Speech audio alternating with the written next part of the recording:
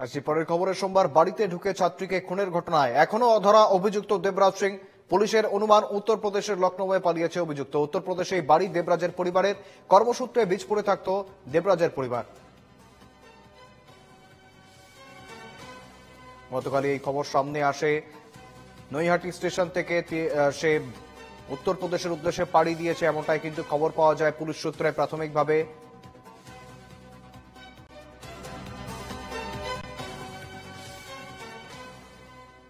Police সূত্রে প্রাথমিকভাবে খবর পাওয়া যায় নৈহাটি থেকে সে লখনৌয়ের উদ্দেশ্যে পাড়ি দিয়েছে। তবে সেই ঘটনার পরে এখনো পর্যন্ত তাকে উদ্ধার করা যায়নি। একাধিক প্রশ্ন দানা বাঁধছে, কোথা থেকে সেই আগ্নেয়াস্ত্র পেয়েছে। পাশাপাশি ট্রেনে ওঠার পর সে একাধিক ব্যক্তিকেও যোগাযোগ করার চেষ্টা করেছিল, এমনটাই দাবি পুলিশের। যদিও এখনো পর্যন্ত তাকে তার কোনো হদিশ পাওয়া যায়নি। ইতিমধ্যেই তাকে খোঁজার উদ্দেশ্যে, তার খোঁজে রীতিমতো লখনৌয়ে উদ্দেশ্যে পাড়ি দিয়েছে পুলিশ। তার তল্লাশি চলছে, তার খোঁজ চলছে। সোমবারে এই মর্মান্তিক ঘটনার সাক্ষী থেকেছিল কৃষ্ণনগর। বাড়িতে ঢুকে একেবারে গুলি করেছিল, মাথায় গুলি করে হত্যা করা হয়েছিল এই সীতাকে। এবং তারপর থেকে কিন্তু যে অভিযুক্ত দেবরাজ সিং সে ফেরার। বর্তমানে যেমনটা সন্দেহ করা হচ্ছে, পুলিশ সূত্রে যেমনটা খবর পাওয়া যাচ্ছে, লখনৌয়ে গিয়ে গা ঢাকা দিয়েছে দেবরাজ এবং সেখানেই তার বাড়ি, তার পরিবার সেখানেই থাকতেন তাকে। এবং পুলিশের অনুমান লখনৌয়ে পালিয়েছে সে, উত্তরপ্রদেশের লখনৌয়ে সে পালিয়েছে। কর্মসূত্রে বীজপুরে থাকতো দেবরাজের পরিবার, তবে তাদের বাড়ি উত্তরপ্রদেশের লখনৌয়ে। সেখানেই গা ঢাকা দিতে পারে দেবরাজ, এমনটাই সন্দেহ প্রাথমিকভাবে পুলিশের। ইতিমধ্যেই লখনৌয়ের উদ্দেশ্যে পাড়ি দিয়েছে পুলিশ।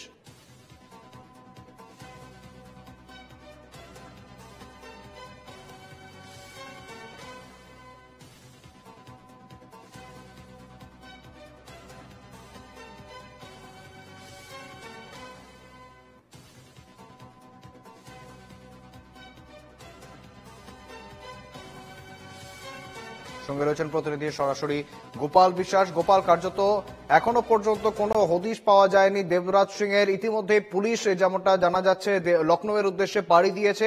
কি আপডেট রয়েছে বর্তমানে, কত দূর এগোলো তদন্ত? হ্যাঁ দেখো শুভেন্দুদা, যেটা জানা গেছে কিন্তু যে ঘটনাটি ঘটেছিল কিন্তু সোমবার বেলা আনুমানিক 2টোর পর, কিছু সময় পর, অর্থাৎ প্রায় 24 ঘন্টা অতিক্রান্ত গতকালই মঙ্গলবারই হয়ে গেছে। তারপরেও কিন্তু এই এতক্ষণ সময় পার হওয়ার পরেও কিন্তু এখনো কিন্তু পুলিশের জালে কিন্তু অধরা এই ঘটনায় যে মূল অভিযুক্ত দেবরাজ সিং।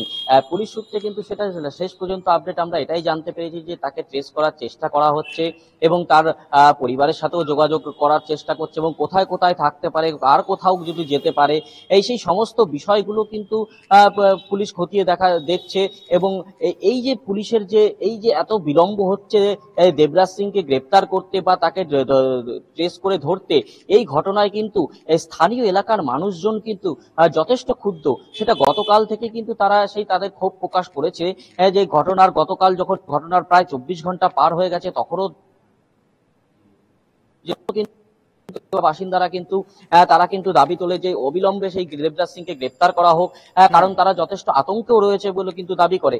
কিন্তু পুলিশ সূত্রে যেটা খবর যে খুব শীঘ্রই কিন্তু দেবরাজ সিংকে গ্রেপ্তার করা হবে। বেশ, একেবারে ধন্যবাদ গোপাল।